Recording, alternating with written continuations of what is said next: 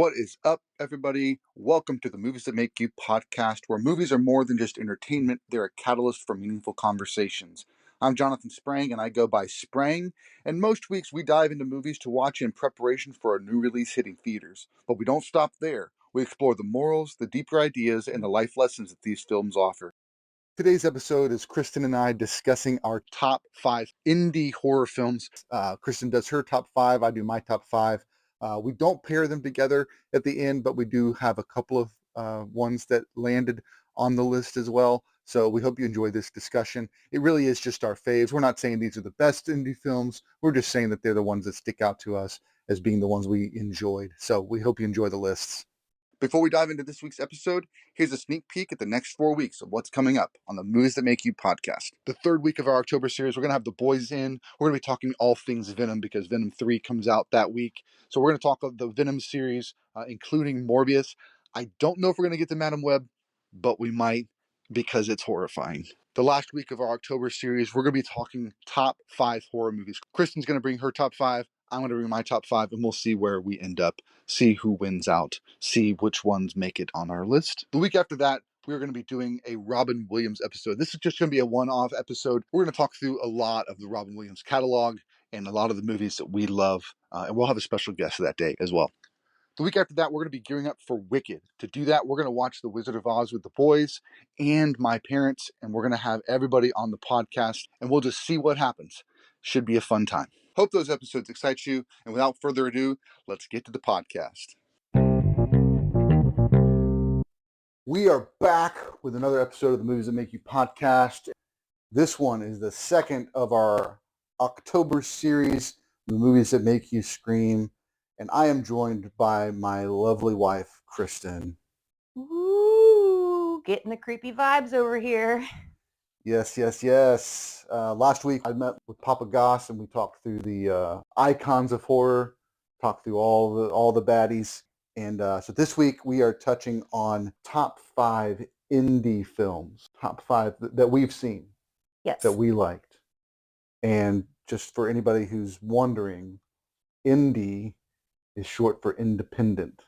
So these are films that weren't produced, filmed, all that by a major studio, like the Paramounts, the Disney, Marvel. Like these are major studios. So there's a lot of other smaller studios that are considered independent studios. One of the main ones that does a lot of horror films is A24. Yeah, and I want to ask because A24 seems like they have shot up, I would say probably within the past 5 years. They have become big from what I've seen in a lot of the movies that they're previewing when we go to the movie theater are A24 produced. Yeah, so it's not a matter of how many films they put out. It's their funding. Okay. There's even though they're putting out a lot of films, they're still a independent film company. So back when we had the strikes going on last year, all the major studios had strikes because of writing.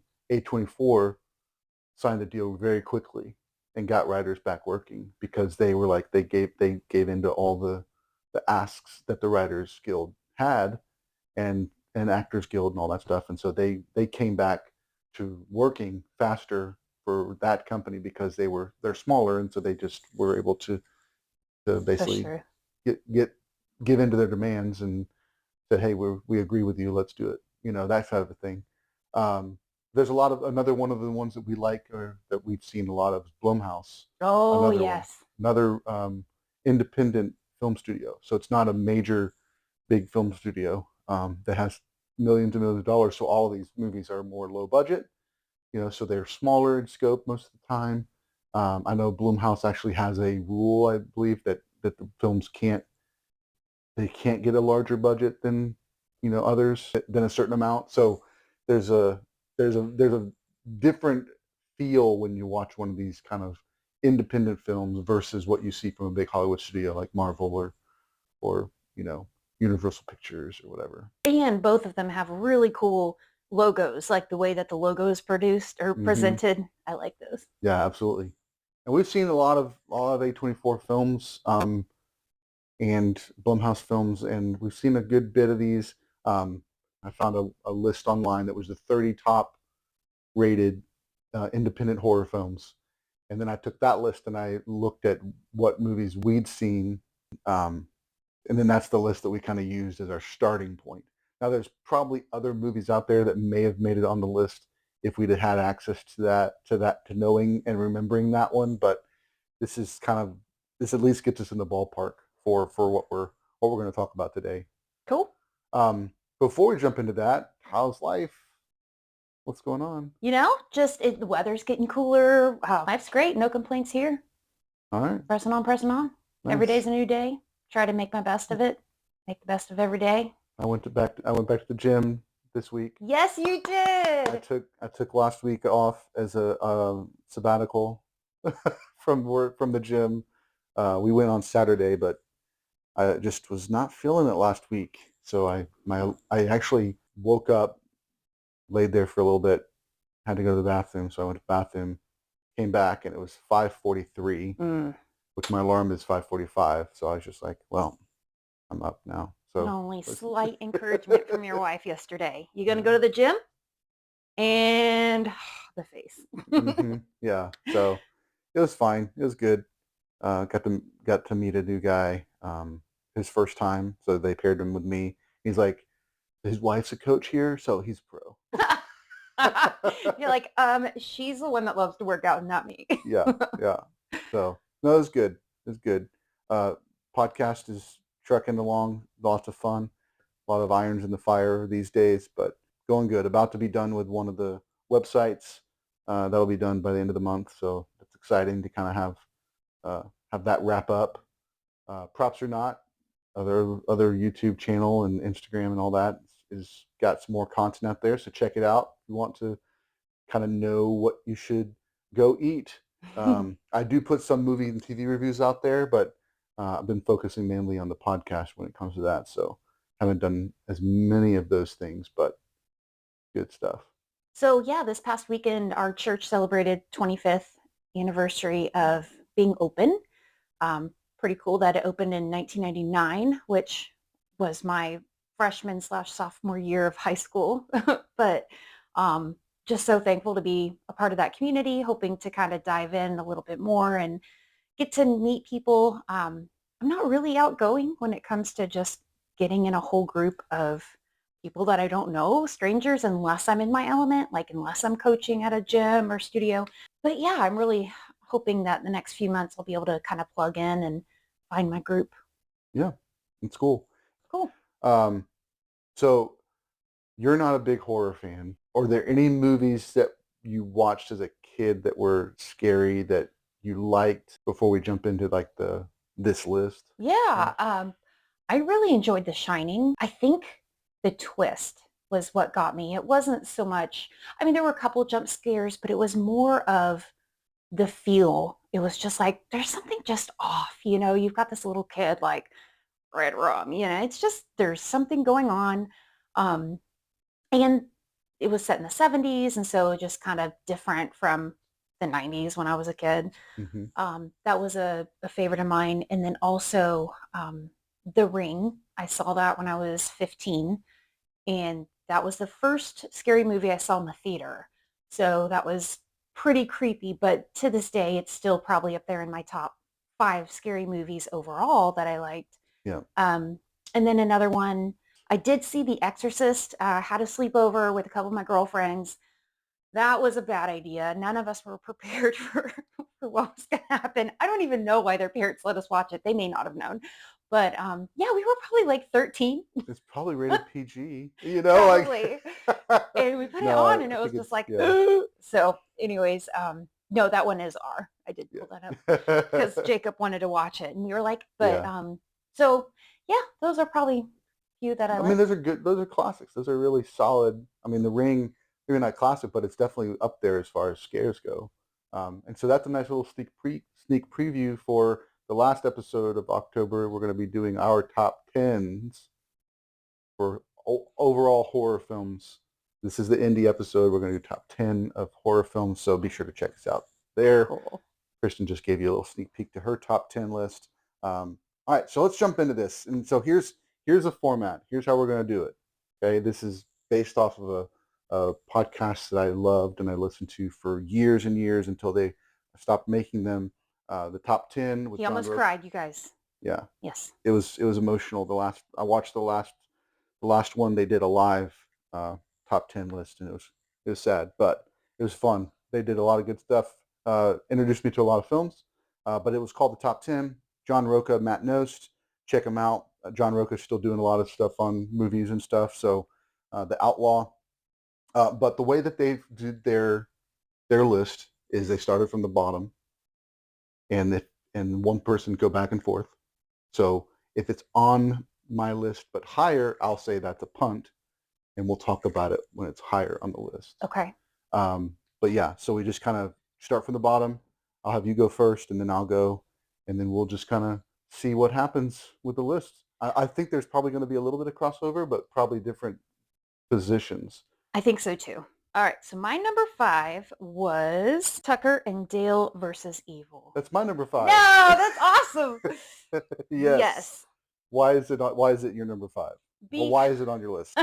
So it's so funny. I mean, for it to be a horror movie is comical in itself to me. Do you want me to do the setting? Let's do a premise. Let's try to avoid spoilers, but let's try and set it up so that people know what Okay. it is.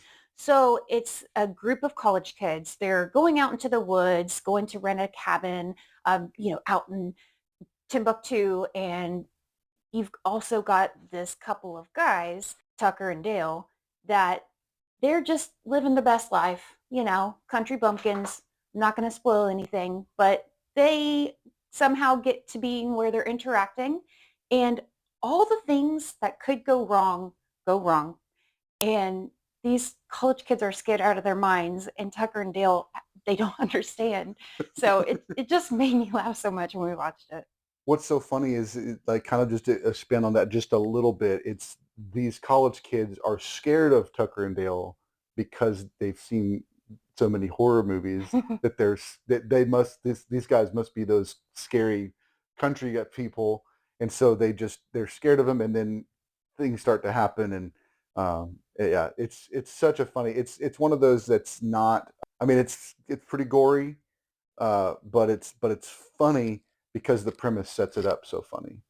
Yeah, I really like that. It was directed by Eli Craig, stars Alan Tudyk and Tyler Labine, and then Katrina Bowden is the one of the girls in it that I've seen her in other stuff too. But yeah, just a great film.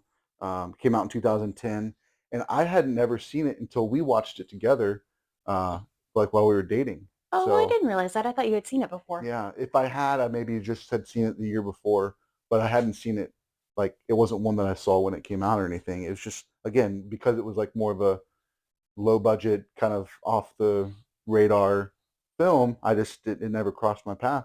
So yeah, Tucker and Dale, both of our number 5s. Definitely That's see it. perfect. It's Perfect great. spot. I would definitely see it. But even if you don't like horror movies, this is funny.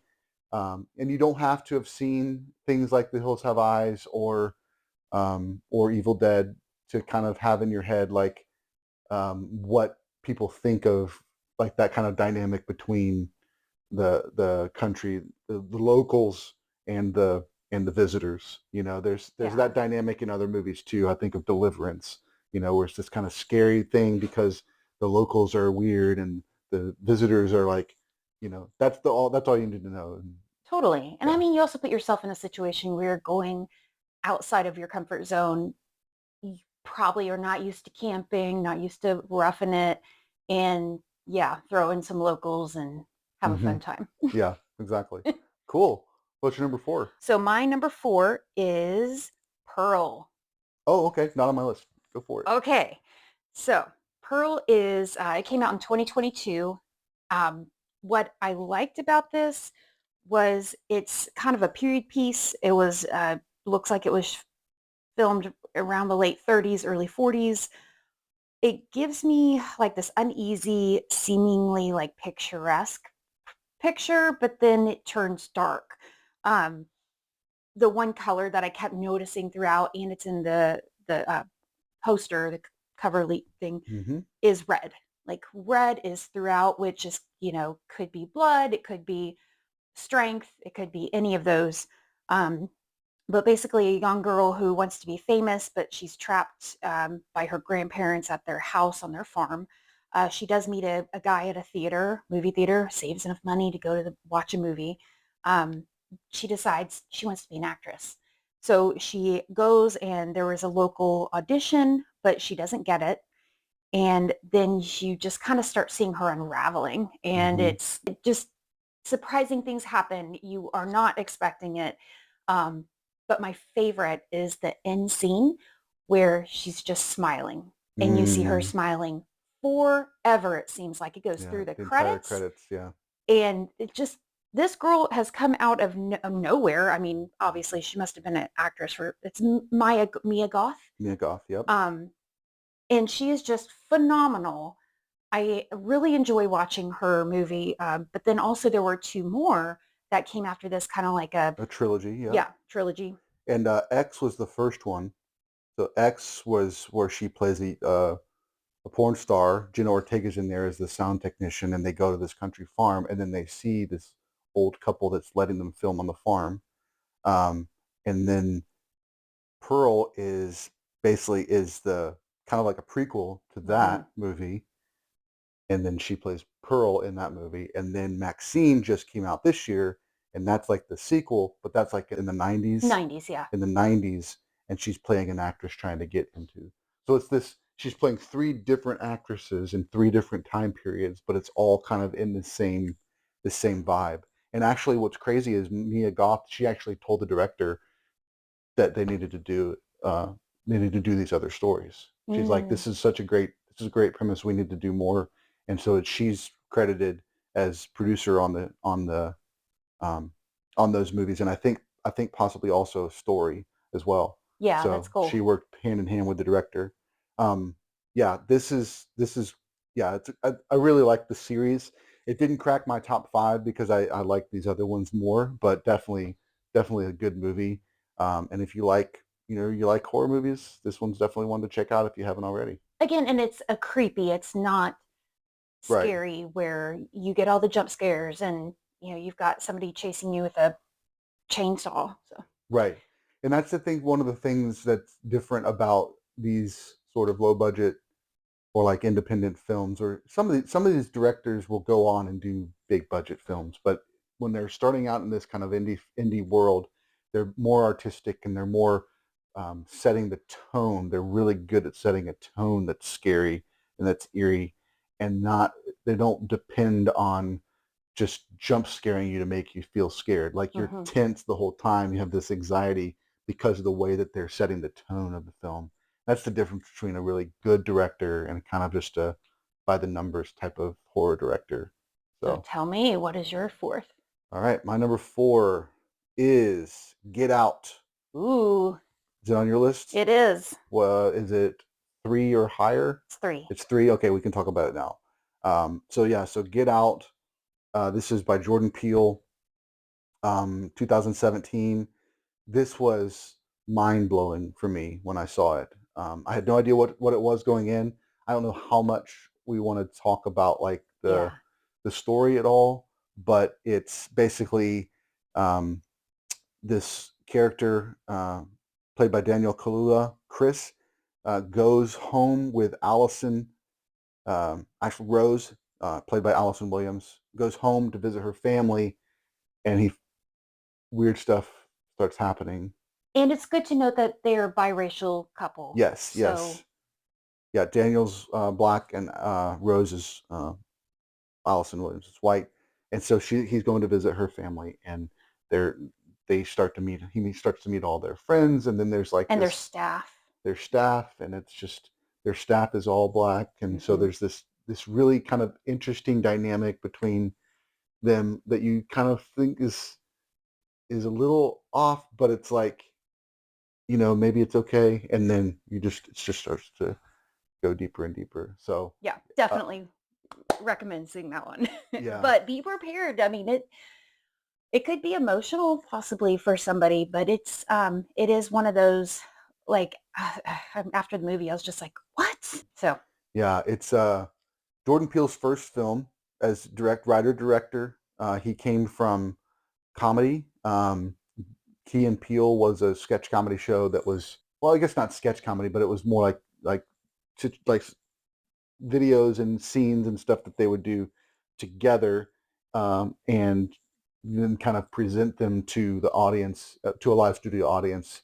But they both have kind of grown from that point, and now I actually just saw a clip that said that they don't really hang out as much anymore because they're so busy and doing the other Oh, things. He's Jordan's gone down the horror writing and directing route, and Keegan Michael Key has gone more the acting route, and kind of just so their paths don't cross as much. But really, really good movie. Jordan has also done other movies now, that have made it to being on, scary lists like Us, Nope, and then he's got another movie coming out in 2026, that is his fourth film, but there's no plot details about that yet. So a lot of mystery there. But yeah, and actually this is also my first introduction to Daniel Kaluuya, um, as an actor. he was in quite a bit of movies. What was Hmm. it, like Yeah, 2017 to 20? I mean, up to 22, yeah, because he was in Nope, and that was when that was. yeah. He's in Nope. He was in Black Panther, the first Black Panther movie. He was in a movie called Judas and the Black Messiah. So really, really, and what's funny is kind of looking at his list. Like, he's been in other films, but this was the one that kind of grabbed my attention because it was a lead, obviously, but just because also the film was just that good. The complexity of a film. Yeah, yeah, incredible, cool. So that was your number three. My Yes. number three is probably also on your list. The Witch. No. No. Okay, The Witch. It was a debating, so that Yeah. was, oh, I had to sit there and really analyze. So go ahead. So this is one, stars Anya Taylor-Joy, which is one of the actresses you really like. We talked about her in a previous episode. It came out in 2015, directed by Robert Eggers, who is also directing the Nosferatu movie that comes out later this year. We're going to be doing a podcast on that episode. We're going to talk about vampires and stuff in that episode. But yeah, The Witch is the story of this, basically, the subtitle is A New England Folk Tale. So it basically follows this family who, so just a little bit of history. The first people that came to America were very religious, very strong, very conservative Christian people that left Europe because of the religious. They were persecuted for being as religious as they were.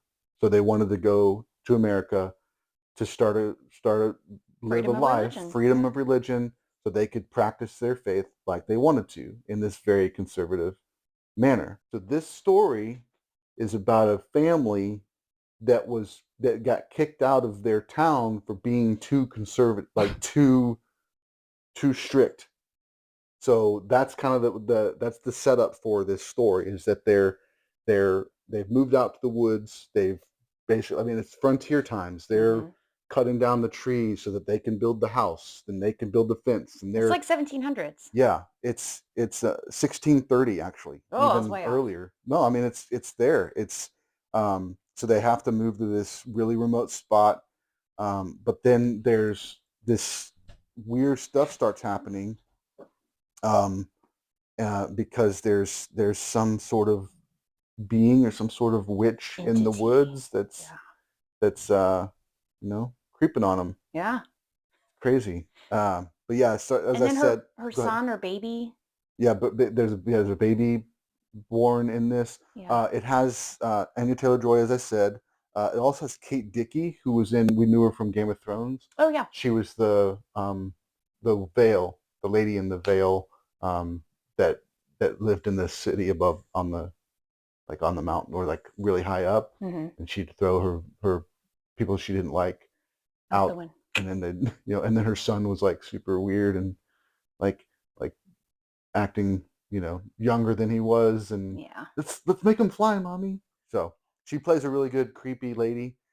She played another one in this movie, but there's also, you'll see it on the posters and all the advertisements. There's this black goat as well, and so the black goat plays a key role in the film, but you don't know why until you watch it. Yep. So pretty crazy. But we watched this pretty early on, I think, Mhm. because I got you to watch it because it had Anya Taylor in it. So Anya You're like, Taylor. hey, you like this actress? Let me Yeah. let's watch this fun movie. But Um, I did like it. I mean, there I am with the period pieces. I thought it was cool. I don't know a whole lot about the Pilgrims and the early on folks, but you explained it really well when we watched it. That it's kind of odd that they are so strict that their own town is kicking them out. You know. mhm. Um, so the next film that this guy did was called The Lighthouse, 2019, and I went and saw it. I think it talked about it on a podcast. Hmm. It was rather interesting, and took it was a lot. It was a lot of interestingness. That's all I can say. And you said, I am so glad you didn't go. You would have Yeah, hated it. yeah, yeah. Um, but another one that he did, and we did like, was The Northman, which is the guy that got as a kid got left behind, and had to find his way back to try to defend his family and stuff, and that also had Anya Taylor-Joy in it too. And that one's, again, it's this kind of, all three of these are films. This director likes to kind of take a stab at these periods of time and really like get you there and show how drastically different life was in that time period. And really, usually smaller pieces, but Northman, of course, is a little bit larger in scale. But with The Witch and The Lighthouse, very small cast, Hmm. very, you know, very particular, but beautifully shot, beautifully acted. Even though I didn't fully understand what was going on in The Lighthouse, like, the shots were good, the acting was great. The director is clearly really good at directing. And Just doing the research and making sure that Yeah. it's being accurately portrayed Hmm. for what it was.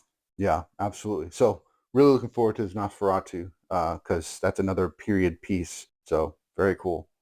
All right, what is your number two? Number two, Midsummer. Oh wow. Okay, not on my list. Yeah, Oh no. this is Okay. fun. No, it's good. Oh, you guys. So this one, I wasn't quite sure if I would like it or not based on the previews because it did look kind of weird and it looked a little sketchy. But I said, whatever. What is 2 hours of my life? We're gonna watch it. So it's about a festival that is in Sweden, and at the beginning, the main character, Florence Pugh. Florence Pugh, she loses a loved one, and she's dealing with this grief, and her boyfriend and his friends were going to go to Sweden.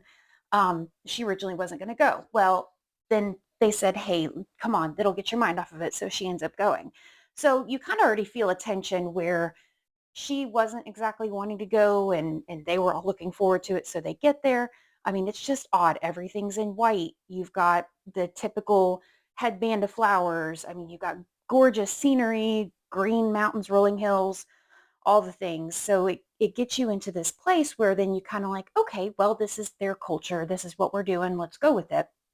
And then everything just kind of, they start doing rituals and it's very unnerving. It makes you feel like this is definitely not our normal American culture. Um, and then, people start dying. So that's as far as I'm going to go with that. Hmm. I I just I want to see it again. Honestly, there was so much detail and information, and Florence Pugh is incredible. I've always enjoyed watching her act. I mean, she really becomes that person that she's playing, and yeah, that's it. Just it gave me the giant creeps, and Hmm. but it was well done. It was a very thoughtful movie. Yeah, absolutely. Another great director, one of these kind of horror directors, Ari Aster. Um, he did also Hereditary, which you hated, but it's also because he knows how to emote things He in knows how people. to scare you. He knows how to scare you. But yeah, super good. I really enjoyed it as well.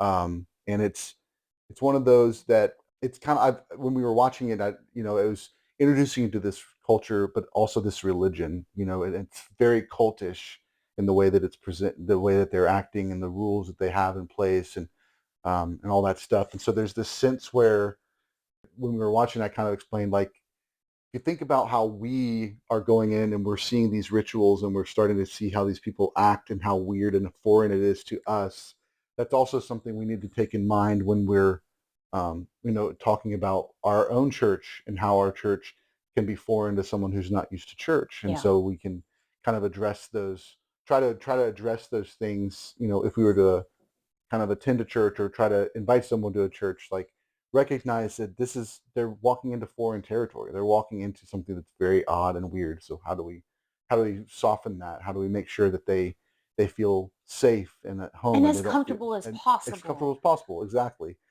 So this movie is like one, if you're someone who doesn't fully understand that concept, watch this movie and that'll help you understand what someone who's not used to church feels like walking into your church. So it's like that's kind of how I like to say it. But really, really good, good film, and it's just like it's one of those things where something feels off even for the first minute entering this area and having this interaction. You're like, okay, this is a little weird, and then it's like there's one moment where it just like, oh my gosh, what is going on? Yeah.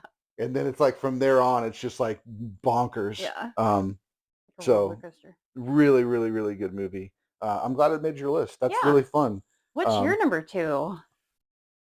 my number two is Final Girls. Final Girls is the story of a young girl who her mother has passed away, but her mother was also a scream queen from the 1980s film. So if you think about like something like Friday the 13th, like that's kind of the film that she starred in 1980s. And they go to a screening for the anniversary of this film, and she's going to be there, and they're going to honor her. And then a fire breaks out, and they have to exit through the movie screen, behind the movie screen, and they end up being in the movie. And then they have to figure out what's going on, why they're in the movie. They have to figure out how to survive the movie, because every time somebody dies, they all end up back at the beginning of the movie. Because they have seen this movie so many times, they know how the story goes. They know the characters, they know this, they know that. And so it's all that. It's kind of, we talked about it in the last week's episode. It's this very meta story, because the people in this one, and very specifically, these characters know they're in a movie, and they know the rules of the movie, they know how the movie goes, and they still have to survive through the movie. And then the whole point is that she has to face off against the masked killer at the end of the movie to try and survive to be the final girl. But the idea of the final girl is this kind of thing that just kind of happened naturally when you look back at some of those classic 80s movies. And even today, there's usually a girl that survives Mhm. the battle, whatever it was, whether it's Jason or Michael or Freddy or whatever. There's usually some girl that survived, that was strong enough to survive the attacks and all that stuff. And so this is kind of that a play on that idea. But the fun part for me was just the the silly interactions that they're having with these 80s characters, like in the movie, like because they're bad actors and they're really awful. So so they're interacting with them and they have no brains, right? It's like they just are that one note character, and so it's just hilarious. Like the girl that's the floozy, they have to like try and tie her up because she can't have sex, because if she has sex then everybody dies. So they're like have to tie her up, so try and keep her from don't do anything, and it's just she just can't help herself. It's just a funny, like the play on that whole thing, was just a lot of fun. And I think it just grabbed my attention, and my anytime I think about indie horror, that one always comes to mind. Okay. Came out in 2015, directed by Todd Strauss Skolson. And something of note is that Malin Ackerman played the mom, so we know her from some other movies. But Tessa Farmiga is played the daughter, and we've seen her in The Nun. She is Vera Farmiga's daughter, and she plays the nun, like the young nun that's going to the convent in The Nun, Hmm. which is the Conjuring universe, and Vera Farmiga is the modern day or the 1980s lady. So it's this cool like connection in the Conjuring universe. But yeah, this was, I think, one of her first films was this Final Girls, um, and I think you've seen it. Do you remember it Yeah. now? Yeah, I do. I Yeah, had to pull up the pictures, but I remember it. Yeah. yeah, so fun. Nina Dobrev is in it, and Adam Devine is in it as well. So we're seeing him on Modern Family right now. Yeah. So, all right, what's your number one? Hereditary. Are you serious? Yes. Oh my gosh, that's so crazy. Is it yours? You walked out. Oh, it's not mine. Yeah. I didn't walk out. Oh no, No, okay, we y'all. walked out, and you were like so mad that I made you watch I needed a safe space after we watched that movie. It was that scary. Hands down, the scariest movie I have ever seen. And I mean, what else be in my top 5, you know? It's like That's so amazing. insane. So I'm so perplexed and surprised, but it's that good. doesn't mean I want to watch it again. It just means it scared the crap out of you. Yes, That's what it it did means. its job. So the premise of this, there is the mother who is played by Toni Collette. Her mother passes away. She has this dollhouse that reflects a lot of the characters exactly like her life, and the house looks like the house that she lives in. So she starts like feeling this darkness coming from the dollhouse that has that mother figure, her mom. Then her son and daughter start acting weird, and the little girl, oh my gosh, she has this tick where she like, and it scared the crap out of me. I can't hear it anymore. But there's a lot of just weird things that happen, and I think what scared me the most was the fact that they were in like a city and they went to public school, and it's just like living in today's life, but all of this is happening. Yeah. Very much a spiritual, scary movie. And I think that I know for a fact that those get me the worst. Whenever you have any type of spiritual deity involved or hell or heaven. I mean, I had a hard time watching The Nun. A lot of those had the jump scares too, but this had a few jump scares, which isn't great. But yeah, I mean, Toni Collette is great at what she does with playing. I mean, she plays a whole myriad of roles in her career, but she does a really good scary person. There's one scene in particular at the dinner table, that she flips a switch like super fast. And she credited this other show called The United States of Terror. It's on Showtime, I think. And she plays a lady with multiple personalities. Oh, okay. And so it's her in current life, but they're drastic, and it's not like, scary. It's just more like Split, where they had right. Yeah. It's like that, but but her characters aren't scary. But one of them's like a dude, and then there's her, and then there's Tara, and then there's like 2 or 3 others. It's one that's like super proper, like 1950s mom, and like this, and so it's the comedy of that show is just the kids and the family having to deal with all of her personalities, all of her people. But she said that show helped kind of prepare her for other roles, but also specifically this movie, because she's basically doing this kind of multiple personality idea, but she doesn't have not fully vetted. Right. It's just she's jumping, like she has to have these kind of big emotional swings in the scenes. But the kid characters did incredible with that too. One of the guys, Alex Wolff. Yes, I mean he's been in a lot of movies since this, but this was kind of I think this was one of his first breakout roles. Yeah, The Quiet Place. Day one, he was in Jumanji. My Friend Dahmer. Yeah, so really, really solid there as well. But yeah, I mean, I was scared, but it didn't grab me like it grabbed you. It was more fun, like kind of having you be so scared. I had a headache afterwards. I seriously felt tense the entire 2 hours and 7 minutes. There's something about that director too, that it's a slow burn.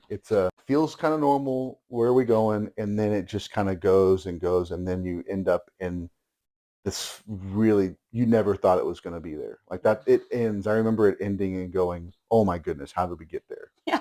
And it's just ridiculous and bonkers, but kind of like Midsummer. Like, it's this really cool, like he's really good at telling those types of stories. So yeah. So there you go. There you go. All right. My number one is It Follows. Oh. So this is the story of a teenage girl, Micah Monroe. but she's in Long Legs as the detective that had to try and find Nick Cage. And she's also in a movie called The Watcher, where she plays a lady that feels like she sees somebody watching her. But this was, I think, one of her first roles. And the movie is really interesting because um, the spirit, there's some sort of entity that's following the character. That's why it's called It Follows. But it's always chasing after you. And sometimes it looks like someone you know. Mm-hmm. Sometimes it looks like someone you don't know. But it never stops. It just walks towards you all the time. And it's basically death coming after you. Um, the way that it passes from one person, the way that you get rid of it is you have to have sex with someone. And Like an it's, STD. yeah, it really is. And I think that's kind of, it takes like that one rule from Scream and like takes it, like we're going to turn that up to 100 and just let that be the main point. And so the kids are trying to figure out how they get out of the situation. They're trying to escape it. They're trying to do all that stuff. But then it's just, there's lots of really good scares, but it's also that I remember there's one scene in particular where the two main characters are talking, and then you see like across the entire campus of this college, you see a figure Yeah. just start, and it's just while they're having their normal conversation, it's just getting closer and closer to them, and it's just like, you as the audience, you're just like, oh no, it's coming, you gotta look, wait, it's right there, like all that stuff. So I think the cleverness, well, I love that kind of feeling where it's like the audience is in on it, but the characters aren't, like that, you would just kind of see it and you're just like, what's going to happen? So that one, anytime that we've, from the first moment I decided that we would do this episode, like that was the one movie that kept coming to my mind when it comes to indie horror, is this one. And it's it's more artsy, it's low budget, it's more this poetic in its storytelling. It's not a big, like, there's not a big monster coming after you. It's just a regular person that is walking towards you. Which can be scarier than a monster. Exactly. And there's just some really good scares in it, just from from that idea. And then like because sometimes they recognize them and then sometimes they don't. And so it's just it's just really, really cool. It's different, definitely a different take on a kind of a horror or like a slasher film or even a spiritual horror film. But that's why it kind of sticks out to me as being my favorite. It's like, wasn't expecting it and I didn't know. And I feel like it did a good job of kind of setting that up. Well, I can definitely say my blood pressure has increased. Just from having these conversations? Just from talking about this. Good thing I'm not at the doctor. They'd be like... Yeah, exactly. Very cool. Well, we had a couple of ones at the start that were the same. And then we ended up finishing on our own little path there. That's always cool. Like to surprise you. Yeah, that's good. Seems like we know each other so well, and all of a sudden, wham! Yeah. So one more time, go ahead and do your top 5. Top 5. So starting from the 5th, I had Tucker and Dale versus Evil. 4th, Pearl. 3rd, Get Out. 2nd, Midsommar. And 1st, Hereditary. All right. And then my top 5 are Tucker and Dale 5, Get Out 4, Witch 3, Final Girls 2, and It Follows 1. Nice. Very cool. Yeah. All right. Well, thanks for holding my hand during these scary movies. Absolutely. Thanks for suffering through them. It's been fun, and I'm glad. I really am excited that those movies ended up on your list. That's really cool. So we actually did this episode because Smile 2 is coming out this Friday. So actually, it's produced by Paramount, so it's not even an indie film, but it felt like an indie film, so it inspired this list, even though it wasn't necessarily technically an indie film. But yeah, go see it. It looks good. We recently saw the first one. When the first trailer, you didn't want anything to do with it, and then for a solid year. Yeah, we just watched it like a month ago. You said, okay, I can do it, and it wasn't as bad as you thought, right? It's just previews. They know how to get me. Yeah, the previews, they just, I try to tell her, like, they put all the scares in the preview, but like the movie's not that the whole time.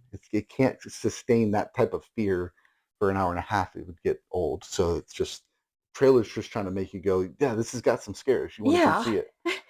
Yeah. And that's the ones that they don't seem scary, and then I Yeah. go and see them and I'm scared out of my mind because I'm like, yeah, I can go to the movie theater and watch that. Yeah. Well, before we jump off, because I do think this is interesting. So the Smile 2 is based off of, well, there's this character in it that's a pop star, and she's got this big concert, these concert stuff. She has to meet fans, but it's like that got this musical element that you don't normally see. You haven't seen in a lot of movies, except movies about pop stars, right? Mhm. Like there's biopics. But that's also there's another movie that just came out too with Josh Hartnett, Trap, that was produced and directed by M. Night Shyamalan. That also is based around this musical artist on a stage performing while they're trying to trap this person to keep him from killing people. And I think that both of those movies are in movie theaters because of Taylor Swift. That's exactly what I was thinking. I wasn't going to say it, but I'm like, I think it's Taylor. I think last year she had one of Yes. the biggest theater experiences, most paid. Like I think it was in the top 3 grossing films last year. I'd have to look it up, but I know it was up there, and to have that kind of concert experience be inspiration for these other Like, what if horror happens? films. Yeah, I can't shake that there's something there There's a tie. that because of the success of that it spawned these stories. So who knows? It looks good though. I mean, it looks like in the first film it was very controlled, like very kind of we saw the characters in their element, and then it was just kind of follow this one family really. But then it looks like this one is kind of completely different. There's no repeating characters. It's just we're in a completely different part of the world, different culture, different groups. But this evil is still present, and so it's just kind of like this telling us, hey, this happened in that town, and now this is happening in this town with this group of people. So it's really interesting. I look forward to seeing it and possibly seeing kind of how well it does, and it could. I mean, they could really do it anywhere and everywhere Hmm. because it's if they're not going to kind of try and keep to the same characters. It's just no, this is how this kind of like Quiet Place Day One did, where it's like okay, no, we're not going to follow that family anymore. We're going to just tell a story about it over here and see kind of how people react. So looks good though. Looks Cool. scary. All right, guys. Hope you have a great rest of your week. Go see Smile 2 in theaters. Enjoy October, and we'll catch you next time. See you guys.